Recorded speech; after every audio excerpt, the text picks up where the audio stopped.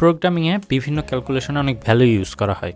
তো এই ভ্যালুগুলা direct use না করে ভ্যালুগুলার প্রথমে একটা নাম দিয়ে সেই নাম ধরে ক্যালকুলেশন করাটা বেটার, সুবিধা হয় অনেক।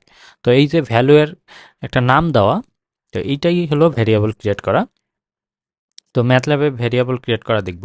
ধরা যাক 10, এই ভ্যালুটার একটা নাম দিব, আমি এক্স নাম দিব।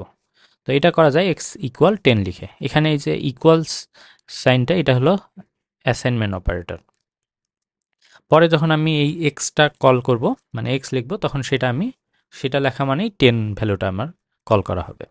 তো এটা যদি আমি করে দেখি যে এক্স ইকুয়াল 10 যদি লিখি, এখানে ওয়ার্ক স্পেসে কিন্তু কোনো ভ্যারিয়েবল নাই। এখন এখন আমি এই প্রোগ্রামটা যদি রান করি, মানে তাহলে এই যে ওয়ার্ক স্পেসে ভ্যারিয়েবলটা চলে আসলো।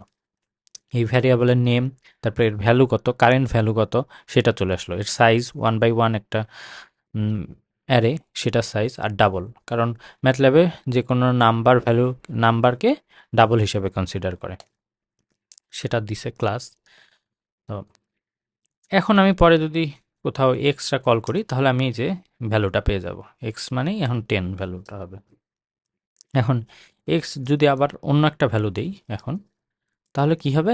রিঅ্যাসাইন হবে, এক্স এর ভ্যালুটা রিঅ্যাসাইন হবে। ভ্যারিয়েবল মানে কি, এর ভ্যালু সবসময় চেঞ্জ করা যাবে।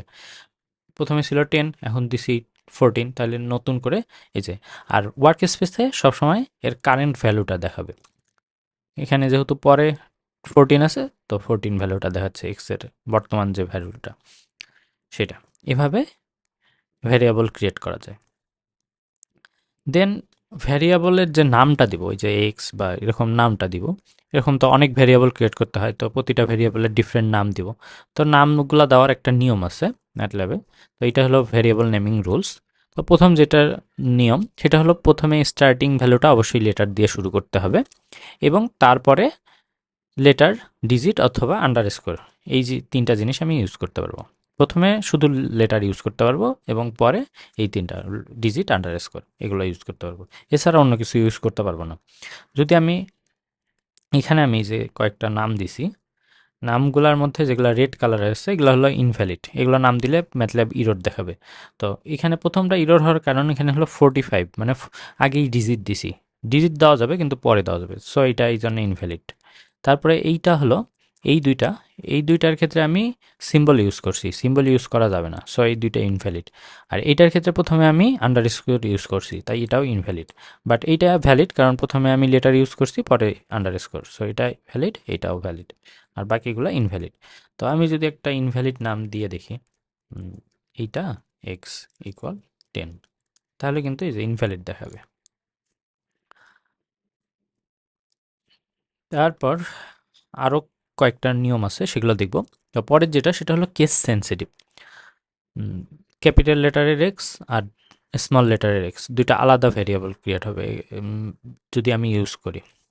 ধরা যাক এখানে আমি এক্স তো একটা ভেরিয়েবল ক্রিয়েট করছি, আরেকটা যদি ক্যাপিটাল লেটারের এক্স দিই, এক্স ইকুয়াল 16, তো এখানে কিন্তু ভ্যালু আর রিঅ্যাসাইন হইলো না। আগে যখন এক্স স্মল লেটারের দিলে কিন্তু এক্স এর নতুন ভ্যালু 16 হতো, বাট এখানে কি হয়েছে, নতুন আরেকটা ভ্যারিয়েবলই ক্রিয়েট হয়ে গেছে, এই যে ক্যাপিটাল লেটারের এক্স।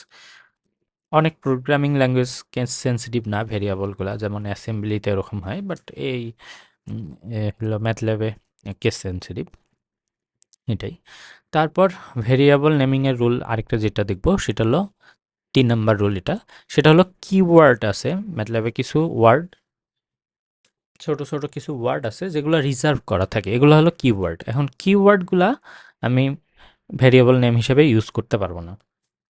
তো কিওয়ার্ডগুলা যেরকম কিছু কীরকম হতে পারে, ফর, ইফ, এগুলো বিভিন্ন কাজে দরকার হয়। সো এইগুলো আমি কি হলো ভেরিয়েবল নেম হিসাবে ইউজ করতে পারবো না, ইউজ করলে হলো ইরর দেখাবে।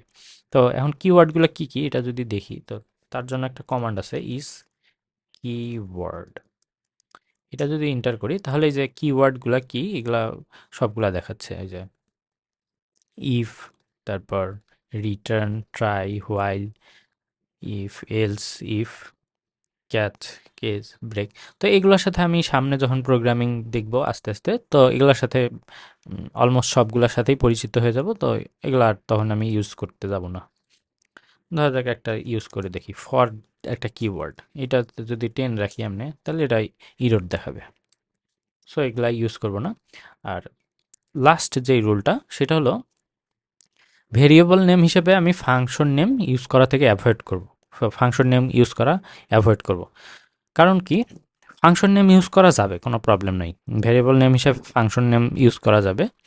বাট ঝামেলা হবে কি, যখন আমি একটা ফাংশনের নেমটাকে ভেরিয়েবল নেম হিসেবে ইউজ করে ফেলবো, তখন আর আমি ওই ফাংশনটাই ইউজ করতে পারবো না।